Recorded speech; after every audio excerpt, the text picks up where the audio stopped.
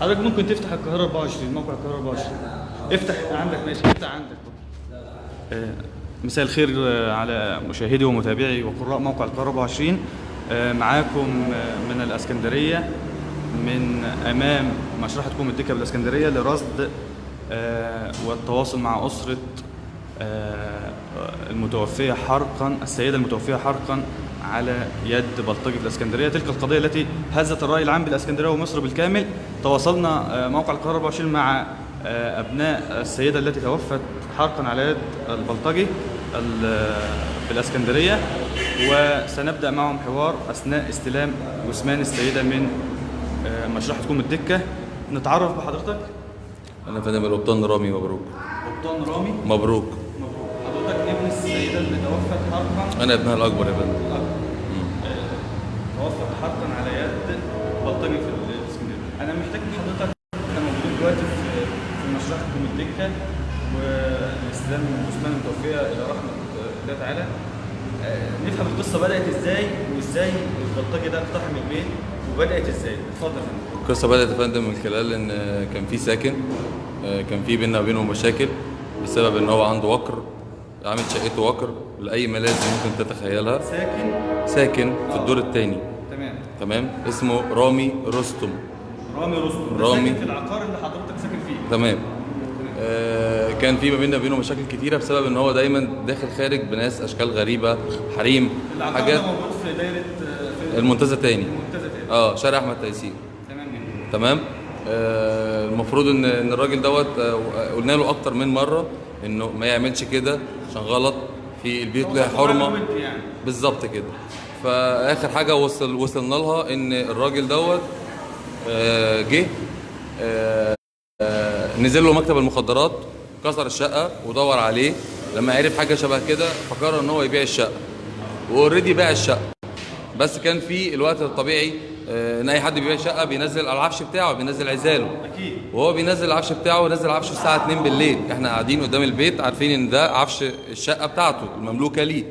جالنا تليفون من واحده ساكنه جنبه على طول، قالت ان شقه رامي رستم ما بينزلش منها حاجه، الشقه اللي بينزل منها العفش هي شقه في الدور الاول مكسوره مقتحمه. يعني حرامي بيسرق الشقه اللي هي في الدور الايه؟ الاول بخلاف الدور اللي هو ايه شقته ما فيهاش سجاده ناقصه. جميل. العفش اللي نازل كله من الدور الاولاني. هنا بدات القصه مع والده حضرتك. بالظبط. هنا بدات القصه، فكلموها. والدتي ما بتسكتش. جميل. في الحق ما بتسكتش. ربنا يرحمه. ندهت عليه رحمه الله عليه، ندهت عليه تعالى يا رامي، انت العفش ده نازل منين؟ العفش ده انت منزله منين؟ قال لها انا منزله من الشقه بتاعتي. راحت جايه قايله له من الشقه بتاعتك؟ قال لها قالت له امال الشقه المكسوره دي انت بتاخد منها ايه؟ ومين يعني اللي والدتك تواصلت مع رامي رستم؟ مع رامي رستم اللي هو بحق الجيره.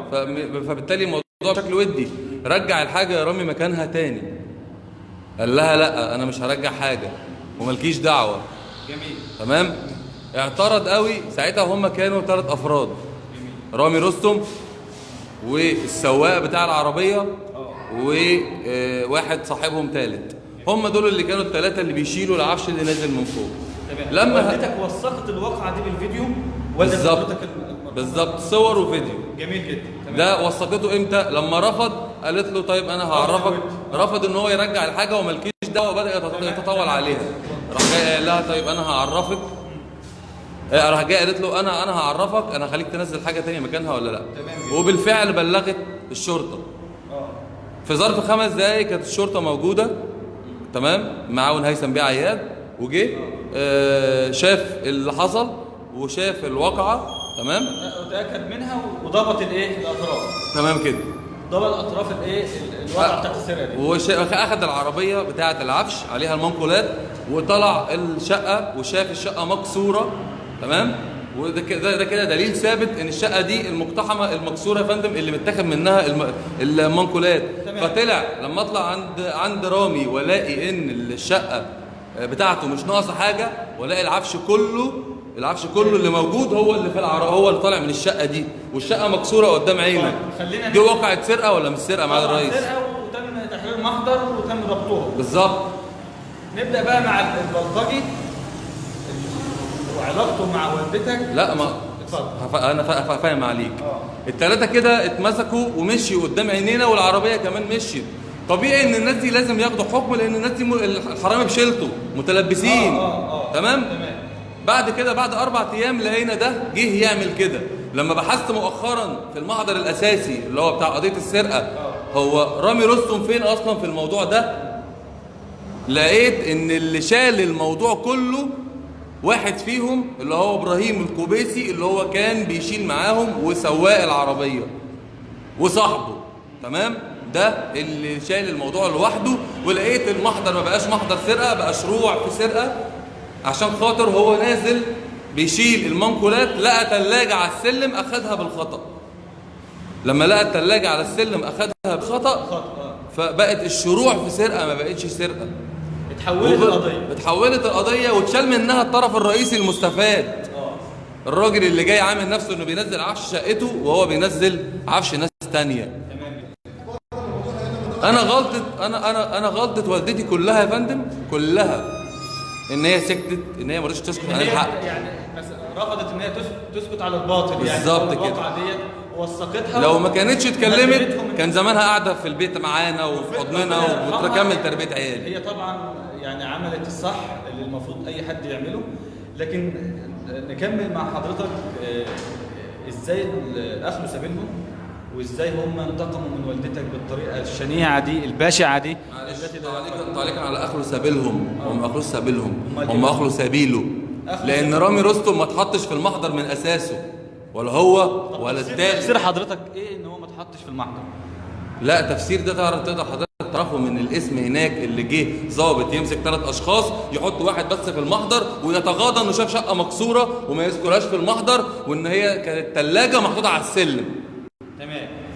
اخلوا سبيل مين بقى؟ عايزين اسم. اخلوا سبيل ابراهيم الكوبيسي اللي هو الجاني، اللي هو البلطجي، اللي هو اللي عمل كده، اللي قتل امي. بعد كام؟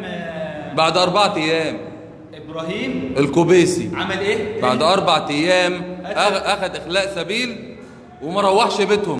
روح جه على بيتنا على طول. اللي قتل امي، اللي قتل امي، اللي حرق امي، هو ده اللي حرق والدتك وموتها.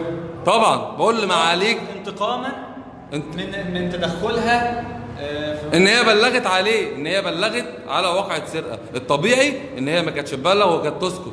فاحنا النهارده يا باشا وصلنا لمرحلة ان كل يوم حضرتك هنلاقي حرامي بيسرق حاجة هنخاف نعمل له حاجة، لان هيرجع يولع فينا، هيرجع يذبحنا. فطبيعي احنا لازم نسكت عن الحق، ما ينفعش نتكلم. طبعا والدتك رحمة الله عليها عملت اللي المفروض اي انسان محترم يعمله. طبعا بلغت عن واقع شافتها بعينها، لكن البلطجي اتخذ سبيل اجرامي وعمل حاجه لا يقبل عقل ولا منطق.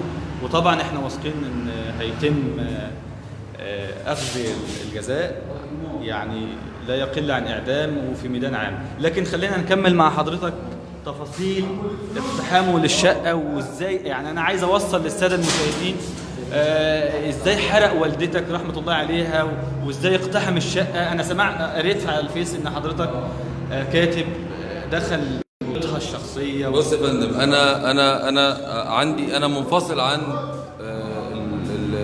المدام، عن زوجتي، ووالدتي رحمه الله عليها هي اللي كانت بتربي لي ولادي. انا عندي توأم ركان وجدان عندهم 7 سنين.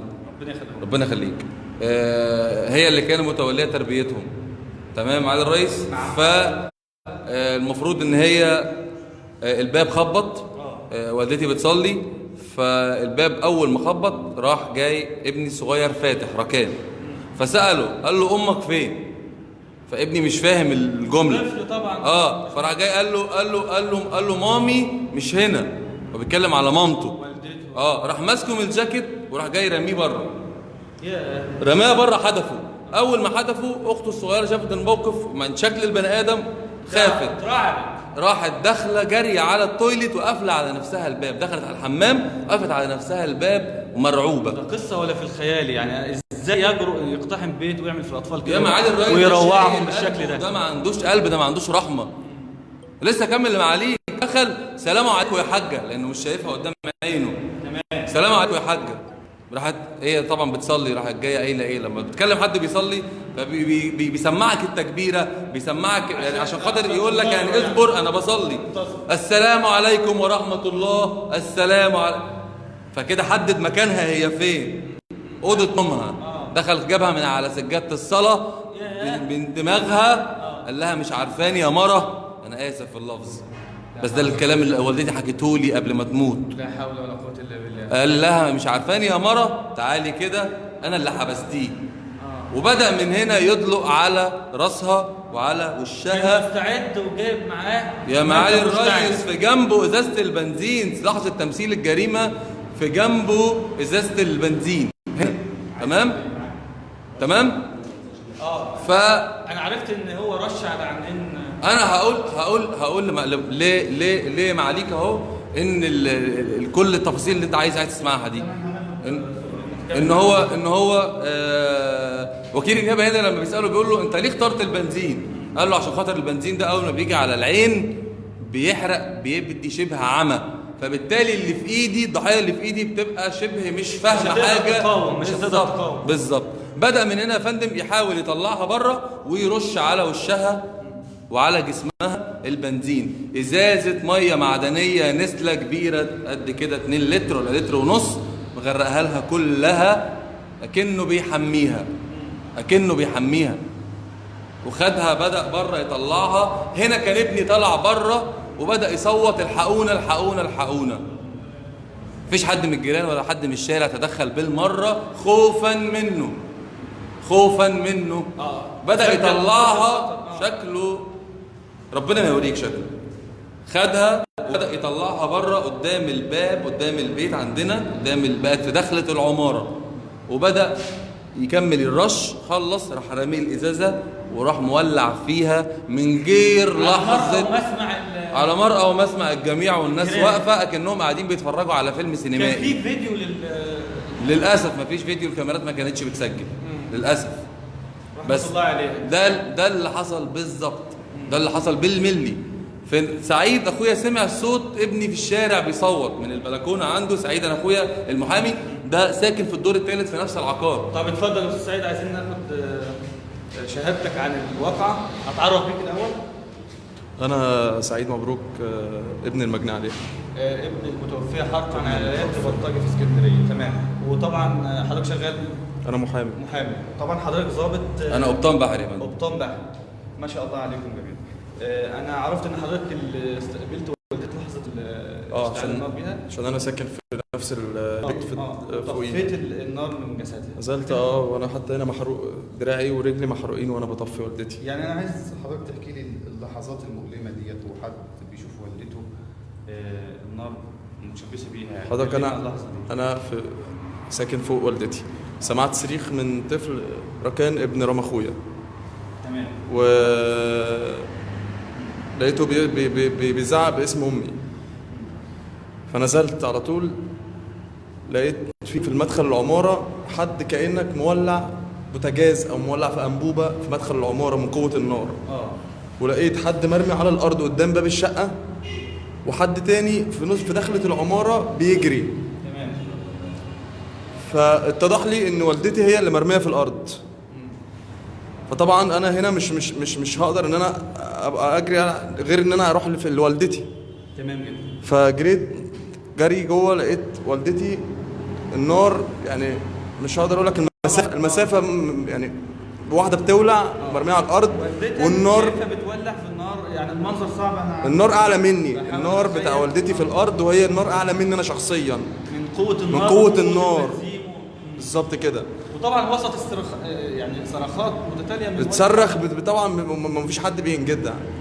جريت طبعا انا على جوه عشان خاطر طبعا تفكيري وقف. جريت جري على الحمام عشان خاطر اجيب ميه ادلقها عليها. فهي والدتي دايما بتحط ازاز ميه في الحمام. جميل. جريت جبت ازازه الميه، قمت جاي دلقها عليها. يا دوبك هي طفت، جبت واحده جارتنا قلت لها تعالي ساعديني. تمام. دخلت ساعدتني، غيرت لوالدتي الهدوم طبعا عشان لابسه بوليستر، فالبوليستر كله ساح على جسمها مع يعني اول لحظه استقبلت والدتك فيها يعني دلقت الميه عليه؟ دلقت الميه عليها لان بدون تفكير بقى ما اعرفش يعني بقى انا خلاص ما الميه هل تحرك صحيح؟ ما اعرفش انا ما شايف امي بتولع ما اقدرش. مساعده من المحيطين بيك ما فيش بقى، كل واحد بيقول لي حاجه بس ما حدش اتدخل، يعني لو في اي مساعده كان حد يدخل هو يتصرف. تمام. فطبعا مش استنوه لما ينزل هو. اكيد بالظبط، يعني انا نزلت لازم مولع خايفين يقربوا منه اصلا. هم مرعوبين من الشخص اللي ولع بالظبط كده. وبعد كده جري مرعوبين من وسطيهم المشهد يعني. هرب. بالظبط هو كده. هو هو بالظبط بعد ما كده. ولع فيها ايده الاثنين ولعوا وبدا هو كمان يهرب. هو كمان فجري بيجري الناس مولع، طلعت له. هو بيجري مولع. في بقى فيديو موجود وهو بيجري وهو مولع. هو ولع لان والدتي كانت ماسكه فيه لان هي ماسكه فيه وهي مولعه، وقام مولع هو كمان معاها. نكمل مع حضرتك يعني استعنت بحد وكبيت ميه على والده حضرتك بالظبط كده. طلعت فين؟ طلعت على المستشفى. على المستشفى. انا والدتي كانت طالعه معايا على رجليها. نسبة الحرق 75%. ده دليل ان انا والدتي طالعه بايديها ماشيه كده وجلدها كله بيسقط. مفيش مستشفى خاصة رضيت تقبلها من خطورة الإصابة، من خطورة الموقف اللي هم شايفينه. يعني يكاد في دكتور منهم قال لي فعليا كده، جه وشوشني قال لي يا ابني انت ابنها الكبير، قلت له اه. راح مشوشني قال لي شد حيلك وحضر لها كفنها. تاني كده يا فندم قال لي شد حيلك وحضر لها كفنها. ده طبيب في مستشفى طبيب خاص. في مستشفى خاص من يعني لانه هو عارف ان من شدة الموقف اللي حضرتك اللي هو شايفه قدامها. فده طبيب وفاهم فعارف ان هي مش هتكمل. طب هناخد بقى يعني لما تواصلت مع والدتك في لحظة الإفاقة لما فاقت كده وحكت لحضرتك امي ما فاقتش، انا امي ماشيه كانت ماشيه داخله المستشفى على رجليها. كانت هي بتحكي لي انا اللي بصرخ وامي بتقول لي ما اهدى ما تخافش. كانت هي اللي بتسكتني، يعني هي في عز نار وهي اللي شايفاني انا اللي بصرخ وعماله بتقول لي اجمد ما تخافش انا ما فيش حاجه انا كويسه اجمد. ربنا يرحمها. اول حد جريت عليه اتصلت باخويا. قالت لحضرتك هات لي حقي من رامي رستم. هي دايما ما كانتش غير ده الكلمه اللي كانت على لسانها قبل ما تموت. اجمدوا وخليكوا لبعض وهات لي حقي من رامي رستم. رسالة والدة حضرتك بالظبط الوصية بتاعت بالظبط رحمة الله عليها ليك بالظبط. قبل ما تتوفى اجماله وهات لي حقي من رامي رستم، لان هي رامي رستم هو المحرض، هو اللي بعت لها البني ادم ده. عليها شخص احنا مفيش ما بيننا وبينه مشاكل، مفيش ما بيننا وبين البني ادم ده، ما نعرفوش اصلا يا فندم، اصلا ما نعرفش مين ده. تمام. طب نكمل بقى المباحث ورجال المباحث في الاسم تعاملوا ازاي مع الواقعة والنيابة؟ اتفضل. لما عملت البوست ايه على السوشيال ميديا ايه اللي تم؟ يعني خلينا نحكي بالتفاصيل عشان الصورة تبقى واضحة للجميع ودور كل واحد ايه، سواء من النيابة وسواء من اسم الشرطة. حضرتك عملت ايه؟ حد تواصل معاك؟ اتفضل. بص يا فندم، انا مشكلتي كلها ان انا الجاني الاساسي. طبعا كل الساده المشاهدين بيترحموا على والدتك وشايفين ان هي عملت موقف بطولي وحقها يجي وبيطالبوا بحقها. بيدعوا لها خلال موقعنا 24 بيدعوا لها يا رب يا رب يا رب. حلقه الوصل رامي رستم ده كلمه السر. رامي رستم في الموضوع مش موجود، ولا موجود في واقعة سرقة ولا موجود في قتل. واول ما المباحث جت نزلت لما الواقعه حصلت بتاعت الحريق، اول حاجه عملوها راحوا بيدوروا على مكان رامي رستم. يعني اول ما المباحث نزلت واحنا كنا في المستشفى خدوا الجيران وطلعوا بيهم النقطه دي عشان النقطه دي مهمه جدا. حضرتك ده محمد اخويا الصغير ده الثاني برضه 3 شباب زي انا صاحب رامي، انا صاحبهم واخوهم متربي معاهم في البيت. انا بحكي ان لما حصل الواقعه وطلعنا بيها على المستشفى المباحث نزلت المكان هناك، فخدوا من بعض الناس من اللي هم الجيران علشان يعرفوا اماكن سكن رامي رستم، لان راجل رامي رستم ده عنده كذا مكان. فطلعوا دوروا بيه على مكانين فيهم ما لقاهمش.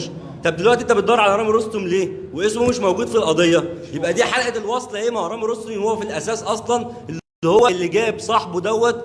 كانوا بينقلوا العزال وفتحوا وكسروا الشقه وقاموا نازلين بالحاجه. قامت الحاجه مكتشفه الواقعة السرقه عن طريق جيرانها اللي اتصلوا بيها. لا يا حاجه في صوت تكسير في شقه من الشقق. فبناء عن كده الحاجه سالت العزال دوت، لقت الباب مكسور. تمام. انا اقدر رامي والاستاذ سعيد بيطلبوا بلاغ النائب العام بتحقيق الواقعه. تحقيق الواقعه من تاني بدل وادراج اسم المتهم رامي رستم. حضرتك شايفه رامي رستم شايفه ان هو شريك اساسي حضرتك هو ومحرك في حاجه مهمه برضه عايز اقولها لحضرتك. المحامي اللي كان اتفضل كمل. المحامي اللي هو كان واقف مع اللي هو اللي عمل كده في والدتي ده، والمحامي بتاعنا هو واقف بيتكلم معاه بيقول له مين اللي موكلك عن المتهم؟ قال له رامي رستم. يعني رامي رستم. طب هنا رامي رستم انت موكل محامي للمتهم ليه؟ موكله ليه؟ الا لو ما كنتش انت مرتب وقايل له ان يعني انا ما تقلقش. هو اللي موكل المحامي وحرقها ببنزين. يا فندم رامي رستم اللي موكل المحامي للمتهم، هو اللي كان موقفه في قضيه السرقه الاولانيه. كان رامي رستم هو اللي مبعت المحامي لنفس المتهم اللي هو كان برضو معاه في نفس قضيه السرقه الاولانيه. وبعد لما طلع وعمل القصه لما حرق والدتي الله يرحمها، كان في النيابه المحامي بعضمه لسانه بيقول ان انا اللي بعتني رامي رستم ان انا ادافع عن المتهم. طب هنا رامي رستم انت بتبعت محامي للمتهم ليه لو انت مش متفق معاه ان انت هتعمل 1 2 3 وما تخافش وانا هطلعك؟ انتوا تبع اسم منتزه تاني. انا واثق تماما ان رجال المباحث في اسم منتزه تاني لن يتوانوا لحظه في يعني التحريات وجمع المعلومات وتوجيه الاتهام للمتهمين. وطبعا هيصدر تحريات المباحث عما ان كان اللي هو المتهم اللي حضرتك ذكرت اسمه رامي رستم ودوره كمحرك في القضيه. لكن خلينا نسمع حضرتك استاذ محمد سعيد حجازي المحامي. ده حضرتك المحامي. وتعتبر زي والدتي وعمتي اخت خلي دي في ايد حضرتك. اولا الموضوع المفترض ان السيد مأمور الضبط القضائي لما يجيله معلومه تمام ان في محضر سرقه تمام ونسي البلاغ. النهارده مسك 2 متهمين. النهارده المتهمين دول لما يجوا يتعرضوا على النيابه تمام نفوجئ ان بقوا متهم واحد في واقع السرقه. طبعا اللي هو كان متهم اساسا واقع السرقه ايه موضوع اساسا واقع يعني في واقعه السرقه من ناحيه لا في قصور في تحقيقات النيابه تمام في نيابه وفي رجال مباحث. انا اولا لما وقعت سرقه تمام نتج عنها المتهم بيعترف اللي انا دلوقتي بعد ما خرجت من واقعه السرقه رايح متعمد اللي انا الانتقام من الست دي، الست اللي ابلغت عن الواقع. تمام. يبقى المفترض اللي انا اجيب اطراف الواقعه كلها الاساسيه اللي هي اساسها محضر ايه؟ السرقه. تمام. دلوقتي لحتى التحريات جابت الاثنين المتهمين اللي كانوا في واقعه السرقه اللي هم اساس الواقعه. احنا اساسا النهارده المدعو ابراهيم الكوبيسي ده ولا اسلام اللي شهرته اسلام ده احنا مالناش علاقه بيه ولا نعرفه. القصه كلها مع رامي رستم، هو اللي يمتلك الشقه اللي بالعقار وهو اللي قام بكسر الشقه ايه الثانيه اللي هي محل ايه موضوع السرقه. تمام. النهارده لما رجال البحث الجنائي تمام هو احنا بنكنهم كل التقدير والاحترام تمام المفترض اللي هم يدوروا على اطراف الجريمه. هم ما قصروش، راحوا جابوا الكاميرات وفرجوا الكاميرات والكلام ده، بس ما فيش كاميرا ظهرت المتهم وهو بيتعدى ايه على المجني عليها. النهارده لما يجي السيد مأمور الضبط القضائي يجي يقول لي ان اللي مختص بالواقع هو المدعو الكوبيسي ده اللي هو اسلام او ابراهيم تمام يبقى كلامه غلط. لا في ادله وفي ثوابت وفي شهود على الكلام ده وان اساس الواقعه هو مين؟ رامي رستم. تمام جدا. احنا امام واقعه واقعه سرقه. المحامي بقى انا النهارده كنت في التحقيق وانا حاضر في التحقيقات وثابت حضوري في التحقيقات. تمام. المحامي انا وقفت معاه اسمه استاذ علي زين. علي زين محامي من الاسكندريه. تمام. قال لي بنفس اللفظ كده وانا معايا رقمه. قال لي يا استاذ طبعا انا عارف ان هي عمتك والكلام ده فانت عشان زميل فانا مش هينفع احضر. قلت له لا انت تحضر ده من حقك بس انا عايز اعرف ايه الحقيقه. قال لي بصراحه انا معمول لي توكيل من رامي رستم تمام، وانا اللي حضرت معاه التحقيق اللي فات بتاع السرقه بتاع الواقعه دي، وكان مقومني برضو رامي رستم، تمام، وهو ايه تعالى. طب يا ابني ايه اللي حصل اثناء ايه واقعه السرقه؟ قال لي بصراحه اقسم لك بالله هذا الكلام حصل، اقسم لك بالله ان قال لي واحنا واقفين في النيابه رامي رستم كان موجود مع الولد ده، تمام، ما كانش محبوس، ده جاي له، تمام، ومقوم له المحامي بيقول له ده احنا هنروح نولع ونعمل فيهم في البيت واجيب لك ايه حقك. ده الكلام ده المحامي هو اللي بيقوله، تمام، على لسان المحامي بتاعه الاستاذ علي زين المحامي. يعني هم لا زال الخصم بيتوعد الاسره وابناء المتوفيه بان هو يولع فيهم. احنا يعني من امام مشرحه كوميديك في الاسكندريه وقعت سرقه اسفر عنها حرق لسيده توفت حرقا امام اعين ابنائها، يعني وقع في منتهى الغرابه ووقع في منتهى القسوه. لكن معانا اشقاء المتوفيه عايزين نسمع منهم. اتفضلي يا استاذه، اتفضلي، تعالي اتفضلي. اتعرف بحضرتك. اختها الاسم سناء حجازي. سناء حجازي. وحضرتك تعالي اتفضلي، تعالي اتفضلي، اتفضلي. البقاء لله الاول، بقاء لله. يعني موقع القاهره 24 بيقول لكم البقاء لله، وتاكدوا ان حقها هيجي، ويعني لن نقبل ان احنا نثبت على مثل هذه الواقعه. لكن عايزين نسمع من حضرتك تفاصيل عن المتوفى. عايزين حق اختنا، حق اختنا. بس اختنا ما عملتش حاجه، اختنا كان بتدافع عن حاجه مش بتاعتنا، مش بتاعتها، عشان هي عملت خير ربنا هم يعملوا فيها كده. ازاي طيب ازاي اعمل خير وازاي يتعمل فيها كده؟ ليه عملت عشان يتعمل فيها كده؟ ذنبها ايه؟ ذنبها ايه؟ ذنبها ايه ان يتولع فيها؟ ذنبها ايه ان واحد كلب زي دوت يعمل فيها كده اهوت؟ احنا عايزين حقها، احنا ما بنقولش غير حسبي الله ونعم الوكيل، عايزين حقها بس من عند ربنا، ربنا بس يجيب لها حقها ان شاء الله. حقها يجي. بس كلمينا عن شخصيه اخت حضرتك. اختي كانت ست مصليه وبتاعت ربنا، ما بتسيبش فرد، مربيه رجاله ما شاء الله عليهم، القبطان ومحامي وكليه، تعبت وصلت ونامت، ما لحقتش تنام، ما لحقتش تنام. ما حدش يعمل خير تاني. اختي متوديه ومصليه ودخلت تفرج جسمها. انا اشوف مين على الباب، انام شويه يفتح حفيدها يلاقي واحد بيطلق عليها في غفله ربنا نايم. ليه؟ ليه؟ عايزين حقها. كل ده ليه؟ عايزين حق اختنا بس. ان شاء الله حقها هيجي. لكن كلمونا عن لحظه استقبالكم للخبر والمعلومه ازاي وصلت. احنا من مصر، احنا جالنا الخبر ابنها بيصوت وبيقول امي ولعت، امي ولعت، مش فاهمين بتاع صوبيا بتقول ايه، امي ولعت. كلنا جرينا، جبنا اخواتي وجبنا عربيه كبيره وكلنا جرينا. تمام، رحمه الله عليها، البقاء لله. تاكدوا ان صوتكم واصل طالبين منكم حقها بس، مش عايزين غير حقها ان شاء الله. تاخد حقها حتى في الدنيا، هي كده هتاخد حقها في الاخره، ربنا مش هيسيبها طبعا، ربنا هيجيب لنا حقنا طبعا. بس برضه تاخد حقها في الدنيا ان شاء الله. نرجع للقبطان رامي نجل المتوفيه حرقا على يد بلطجي في الاسكندريه. انا شايف حضرتك تاثرت طبعا، بقاء الله مره ثانيه. وانا رامي حي، رامي حي، رامي شهيده، رامي ما ماتتش. طبعا شهيده عند الله تبارك وتعالى، حسابها من الشهداء. بقاء الله مره ثانيه. انا يعني بوعدك ان شاء الله من خلال صوت حضرتك ومن خلال منبرنا منبر القاهره 24 ان الجمهور كله والمتابعين كلهم بيقدموا التعازي لحضرتك وبيوعدوك ان حق والدتك هيرجع. يا رب. والدة حضرتك شهيده يا رب. مفيش طبعا احد يقبل يعني المسلسل اللي حصل ده، لان هو فعلا مسلسل يعني ممكن نشاهده في التلفزيون انما ما نشوفوش في الحقيقه. يعني كلمني عن مطالبك، بتناشد حد معين، رساله عايز توصلها لرجال مباحث، رجال نيابه.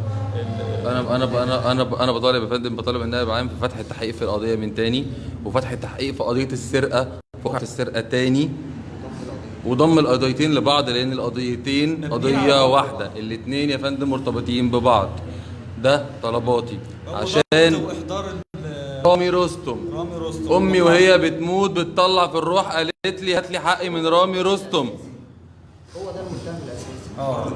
يعني والدة حضرتك وصلتكم في اخر لحظات حياتها بالانتقام من المحرر الاساسي رامي رستم. حضرتك تقدر تنزل الشارع وتسمع من الشارع كله وهي بتقول كده وهي بتركب العربيه عشان تروح المستشفى، واقفه في الشارع كله بتصوت وبتقول لهم يا ناس خدوا لي حقي من رامي، يا ناس رامي رستم هو اللي زقوا عليا، هو اللي بعت ان هو يعمل فيا كده. امي وانا بركب معاها العربيه قالت لي رامي هو اللي بعت لي ده. انا عمال اقول له ليه كده يا ابني، ليه كده يا ابني. هو امي تقول لي بعضمه لسانها قبل ما تتوفى ان هي متاكده ان رامي هو اللي بعت لها هو الشخص ده. قبل ما تموت قالت لي كده بعضمه لسانها رامي رستم هو اللي بعت لي ده. طبعا مشاهد مؤثرة جدا في لحظات استلام جثمان السيدة المتوفية حرقا على يد بلطجي الاسكندرية من أشقائها وأبنائها، يعني البقاء لله. لكن بنحاول ان احنا نستوضح الصورة في الحدث المؤلم اللي شهدته مدينة اسكندرية خلال الساعات القليلة الماضية. ويعني النجل ابن المتوفية صغير يعني ينهار من البكاء وسط أشقاء والدته، البقاء لله. يعني خلينا نسجل معاه اسمه محمد بقاء لله. اجمد كده، بقاء لله. يعني أنا عايزك تجمد كده وتعرف إن والدة حضرتك شهيدة أكيد إن شاء الله، شهيدة بإذن الله. يعني قدمت رسالة للمجتمع المصري كله إن هي محدش يسكت على الباطل.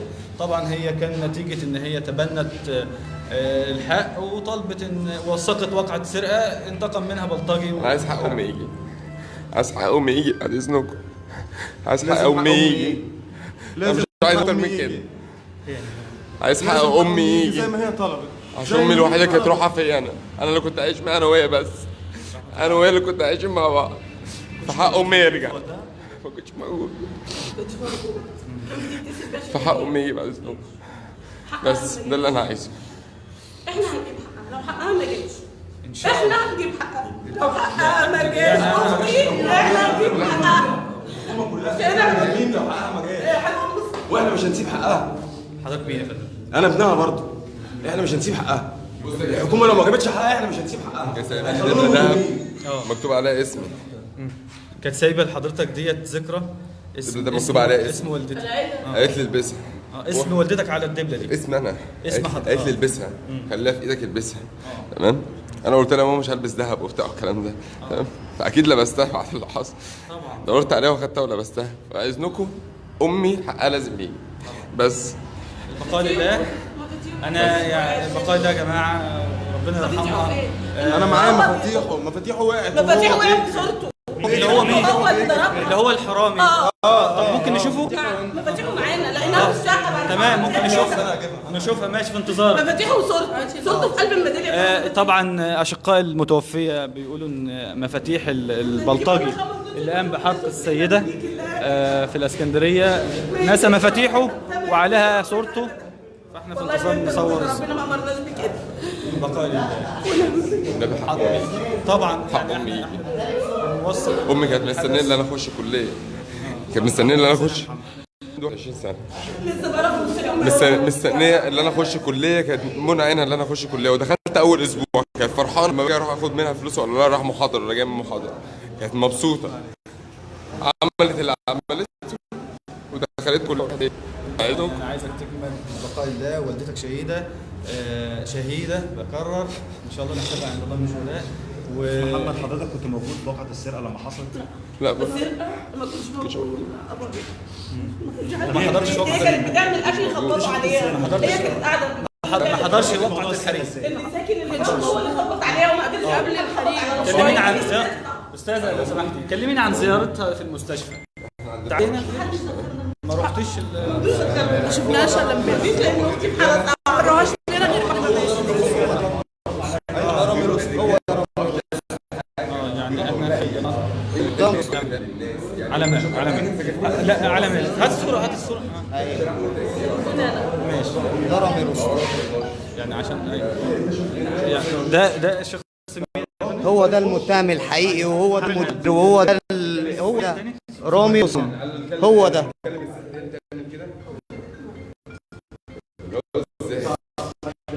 ده الشخص اللي حضرتك صف. هو المحرض وهو ده المدبر. هو ده وهو ده اللي كان سارق، وهو ده اللي طلع من المطر بتاع السرقه بسهوله. ده ما نزلش فيه متهم. انت ازاي النهارده عندك محضرين الناس بتتهم رامي رستم وما بتنزلوش كمتهم؟ تمام كمل. يعني هو ده المحرض وهو ده المتهم الاساسي، هو ده رامي رستم. تمام. حضرتك قلت لي في مفاتيح وقعت. بجيبها تمام. النهارده انت ازاي النهارده ده يبقى متهم عندك في قضيه سرقه وما تنزلهوش وتنزل متهم تاني غيره؟ وازاي برضه يبقى متهم في قضيه قتل وما تنزلهوش برضه، وانت اللي بتقول بتتهم رامي رستم ليه؟ تمام.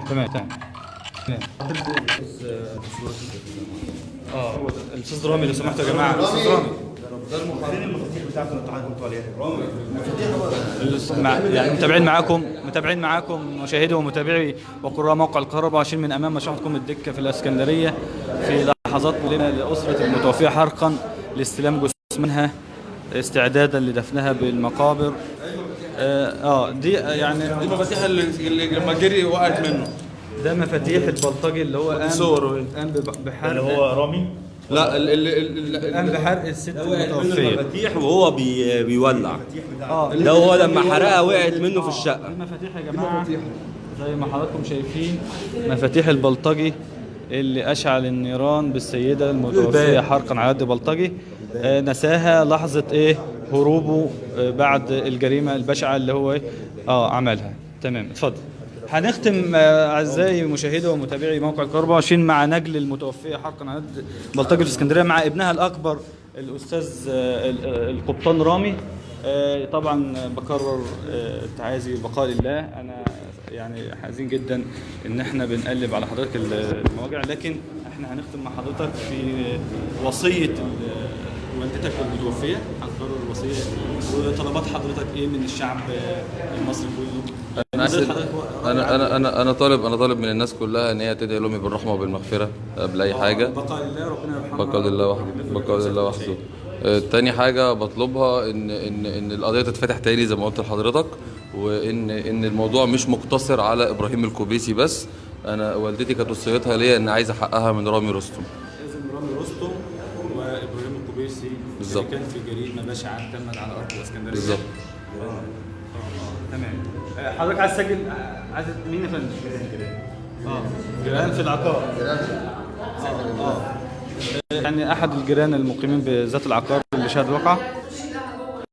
تمام. اعزائي مشاهدي ومتابعي وقراء موقع القاهرة 24 كنا معكم من امام مشرحتكم دكة. تابعونا في احداث الواقعه البشعه التي شهدتها مدينه الاسكندريه، حرق سيده بالبنزين امام منزلها من غرفه نومها على يد الاسكندريه، ومتابعين مع اوتها لحظه استلام جثمانها في الاسكندريه. شكرا جزيلا لحضراتكم.